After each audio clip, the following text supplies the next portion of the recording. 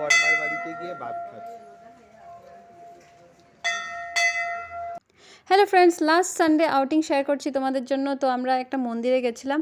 এই মন্দিরটা হলো শিলচর থেকে ধরো 20 কিলোমিটার্স দূরে হতে পারে, হ্যাঁ এরকমই হতে পারে অ্যাপ্রক্সিমেটলি বলছি।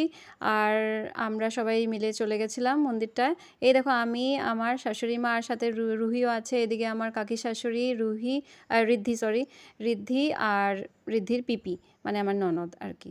তো দেখো দুপুরবেলার নীল আকাশটা কি সুন্দর লাগছে, সবুজ পরিবেশ, এইগুলো ক্যাপচার করতে তো হবেই, তাই করে নিলাম। আর মন্দিরে পৌঁছে গেলাম। মন্দিরের উল্টো দিক থেকে এই যে শাশুড়ি মা ফুল, ধূপ ধুনা সব কিছু নিয়ে নিয়েছে, প্রদীপ পূজা দেওয়ার জন্য।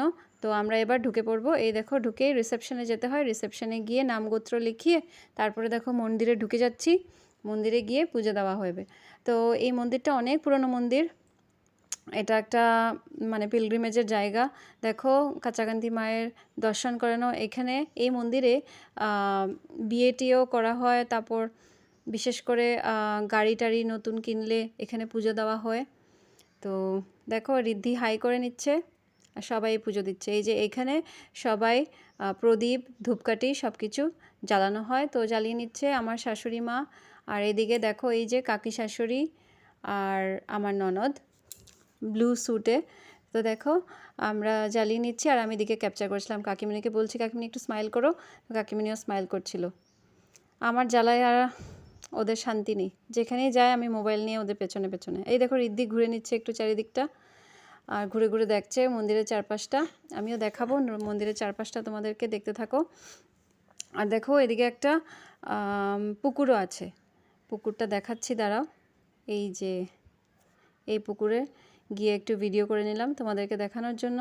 গ্রিন গ্রিন জল, তো খুব ভালো লাগে মন্দিরটাতে গেলে। তোমরা কখনো যদি মানে বাইরে যারা আছো, ওয়েস্ট বেঙ্গল বা বাইরে যারা আছো, যদি শিলচর আসা হয় আসামে, তো এই মন্দিরটাতে এসো, ভালো লাগবে।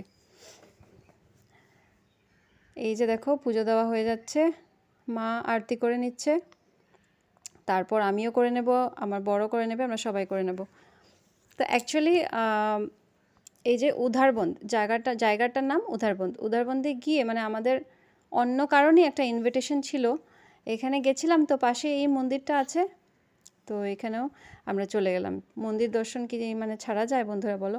এই যে কাচাকান্দি মায়ের মন্দিরের বাউন্ডারির ভেতরেই এই যে শিব মন্দির একটা আছে, শিবের দর্শনও করে নিলাম, একটু পুজো করে নিলাম, তারপর একটু প্রসাদও পেয়ে গেলাম, নকুলদানা। দেখো এই যে আমাদের পুজো হয়েই গেছে, বাট এখন অপেক্ষায় আছি প্রসাদের জন্য। প্রসাদ দেওয়ার পরে আমরা এখান থেকে বেরিয়ে গেলাম। Bye bye.